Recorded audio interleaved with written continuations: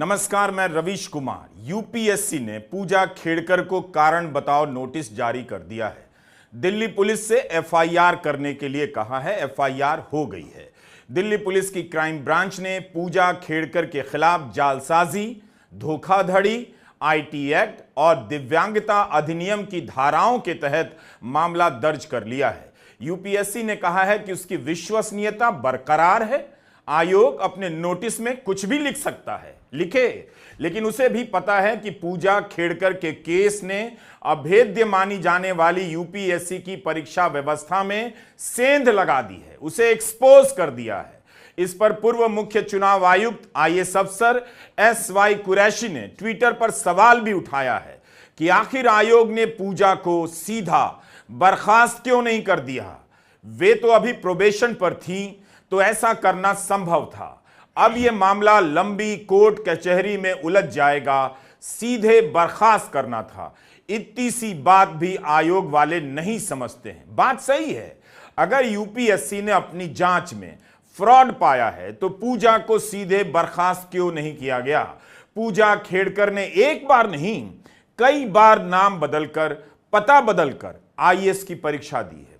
वो कायदे से 9 बार ही परीक्षा दे सकती हैं, लेकिन 11 बार परीक्षा में बैठी। यूपीएससी ने खुद इसे माना है और अपनी जांच में पाया है कि पूजा ने कई बार परीक्षा देने के लिए अपना नाम बदला, माता का नाम बदला, पिता का नाम बदला, ईमेल बदल दिया, मोबाइल फोन का नंबर बदल दिया, अपना हस्ताक्षर तक बदल दिया।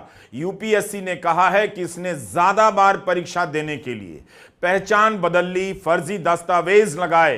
पूजा खेड़कर की कहानी यूपीएससी की परीक्षा की तैयारी करने वाले लाखों छात्रों के लिए किसी सदमे से कम नहीं। वे इस परीक्षा पर कितना भरोसा करते हैं, अपनी जिंदगी के 7-8 साल फूंक देते हैं, दूसरी नौकरियां छोड़कर इसकी तैयारी में लगते हैं। कोई इतनी आसानी से नाम बदलकर, सिग्नेचर बदलकर, पता बदलकर कई बार परीक्षा दिए जा रहा है। कौन दावे के साथ कह सकता है कि ऐसा करने वाली पूजा खेड़कर अकेली होंगी? कौन कह सकता है कि ऐसा करने वाली पूजा खेड़कर पहली होंगी? पूजा ने अपने दस्तखत भी बदले हैं, यह तो और हैरानी की बात है। सिग्नेचर बदलकर कोई फ्रॉड कर सकता है और विश्वगुरु भारत में आईएएस बन सकता है। कमाल है, लगता है सारे धूर्तों ने खुद को गुरु घोषित कर लिया है। पूजा ने अपना हस्ताक्षर इतनी आसानी से कैसे बदला? यूपीएससी ने पकड़ा क्यों नहीं और पता कैसे नहीं चला? बताइए, इस देश में पैन से लेकर आधार कार्ड सब लिंक है, फिर भी कोई इन सब का फ्रॉड करती हुई आईएएस बन जाती है। पूजा खेड़कर के खिलाफ दिल्ली में एफआईआर हुई है। यूपीएससी ने उसे कारण बताओ नोटिस जारी किया है। पूछा है कि उसे बर्खास्त क्यों ना किया जाए और भविष्य में कोई पोजीशन लेने से बैन क्यों ना किया जाए। क्या यूपीएससी को और किसी कारण की जरूरत है? आइडेंटिटी फेक करने वाले कैंडिडेट को कैसे इतनी बार चांस मिलता रहा? यह मामूली घटना नहीं है। वैसे पूजा खेड़कर पर ओबीसी और विकलांगता कोटा में फ्रॉड करने के भी आरोप लगे हैं। अमीर होने के बाद भी क्रीमी लेयर में नहीं आने का प्रमाण पत्र बनाने का दावा किया था। विकलांगता सर्टिफिकेट, कई प्रकार की विकलांगता सर्टिफिकेट बनाने का प्रयास किया, इसका भी उजागर लोगों ने किया। लेकिन यूपीएससी के नोटिस में विकलांगता या अन्य कोटा के गलत इस्तेमाल की बात नहीं कही गई है। केवल एक ही बात साफ साफ निकल कर आई है कि हमारी जांच में यह पता चलता है, स्पष्ट रूप से पता चलता है कि तय सीमा से ज्यादा बार परीक्षा देने का मामला पकड़ में आया है। लेकिन पूजा खेड़कर के बारे में इस सफाई से यह सवाल शांत नहीं होने वाला है। सोशल मीडिया पर कई लोगों ने कई आईएएस आईपीएस अफसरों के वीडियो के साथ, उनके नाम के साथ उजागर किया है और वे दावा कर रहे हैं कि बिल्कुल ठीक हैं, दौड़ लगा रहे हैं, घुड़सवारी कर रहे हैं, भाग रहे हैं, डांस कर रहे हैं, लेकिन इसके बाद भी विकलांगता कोटे का सहारा लेकर, ईडब्ल्यूएस कोटे का सहारा लेकर आईपीएस से आईएएस बन गए और सीधे आईएएस बन गए। हम उन नामों की पुष्टि नहीं कर सकते, लेकिन यूपीएससी को जांच करनी चाहिए, क्योंकि ट्विटर पर यह काफी फैल गया है। बताना चाहिए कि इन मामलों में कोटा का गलत इस्तेमाल हुआ है या नहीं, क्या ऐसा है कि ईडब्ल्यूएस कोटे का फ्रॉड व्यापक स्तर पर चल रहा है? यूपीएससी ही नहीं, दूसरी अन्य परीक्षाओं में यूपीएससी इस बात से दामन नहीं छुड़ा सकती कि फर्जी दस्तावेज और नाम बदलकर कोई तय चांस से ज्यादा बार परीक्षा देती है और आईएएस बन जाती है। यह कोई मामूली घटना नहीं। मसूरी अकादमी चली जाती है, ट्रेनिंग शुरू हो जाती है। अगर इस रास्ते से फ्रॉड हो सकता है तो अभी दावे के साथ कोई नहीं कह सकता कि कोटा फ्रॉड के और मामले नहीं हुए होंगे।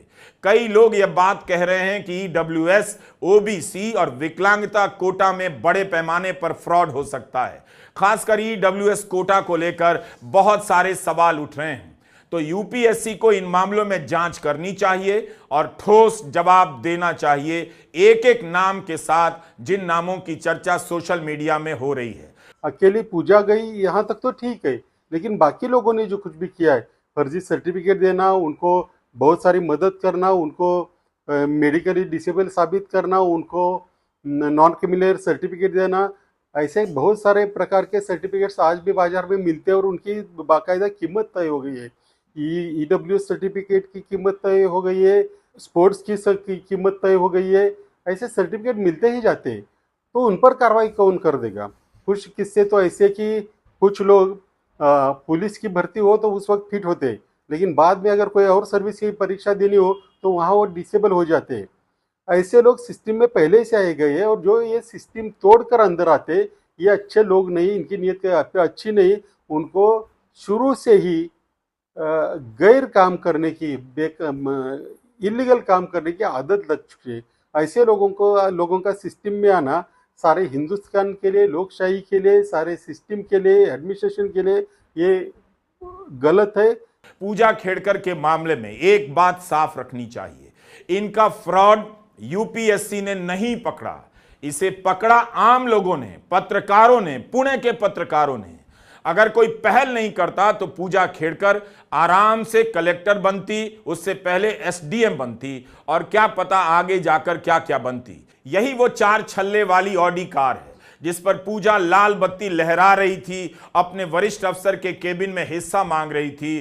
ट्रेनिंग के दौरान ही इनकी हरकतों से लोगों को शक हो गया। आम आदमी पार्टी के उपाध्यक्ष विजय कुंभार को शक हुआ तो उन्होंने पता करना शुरू कर दिया और दस्तावेज ट्विटर पर फैलने लग गए। फिर पुणे के पत्रकारों ने एक एक सर्टिफिकेट को छान मारा, निकाला, अस्पताल से विकलांगता कोटे के दस्तावेजों को निकाला। पूजा की मां मनोरमा खेड़कर का पुराना वीडियो निकल आया, 1 साल पुराना, जिसमें मोहतरमा पिस्टल लहराकर किसी गरीब को धमकाने गई थी। इन हरकतों पर अगर नजर नहीं गई होती, लोगों ने पड़ताल ना की होती, तो यूपीएससी के भीतर कोई फ्रॉड करके आराम से आईएएस बन गई, किसी को पता भी नहीं चलता। यूपीएससी को अच्छी तरह से पता है कि पूजा खेड़कर के केस ने उसकी साख पर गहरा धब्बा लगाया है। आम लोगों ने इतने पुख्ता तरीके से पूजा खेड़कर को लेकर सवाल उठाए कि यूपीएससी के लिए भी नकारना मुश्किल हो गया। अगर कोई सिग्नेचर का फ्रॉड करे, पते का फ्रॉड करे, नाम बदलकर बार बार परीक्षा में बैठे और यूपीएससी को पता न चले, तो इसका मतलब है उसका सिस्टम फुल प्रूफ नहीं है। फ्रॉड करने वालों के लिए गुंजाइश है और आसानी से ऐसा किया जा सकता है। यूपीएससी भले कहती रहे कि उसकी परीक्षा प्रक्रिया में काफी सतर्कता बरती जाती है, कई स्तरों की निगरानी होती है, समझौता नहीं होता और विश्वसनीयता बरकरार है, मगर पूजा खेड़कर का मामला उसके तमाम दावे को चुनौती दे रहा है। यूपीएससी इन सवालों से बच नहीं सकती, ना ही वो अपनी जांच को पूजा खेड़कर तक सीमित रख सकती है। यह लाखों छात्रों के भविष्य और भरोसे का सवाल है। इस व्यवस्था में अगर कोई चोर दरवाजे से घुस सकता है, बेईमानी से आईएएस बन सकता है, तब फिर कुछ भी नहीं बचा है। यूपीएससी को नीट परीक्षा की तरह सवालों से नहीं बचना चाहिए। आपने देखा शिक्षा मंत्री कई दिनों तक सवालों से बचते रहे, सच्चाई से मुकरते रहे, लेकिन आज सच्चाई इतनी बड़ी हो चुकी है कि सुप्रीम कोर्ट के सवाल खत्म नहीं हो रहे हैं, जवाब के बाद नए नए सवाल पैदा हो रहे हैं।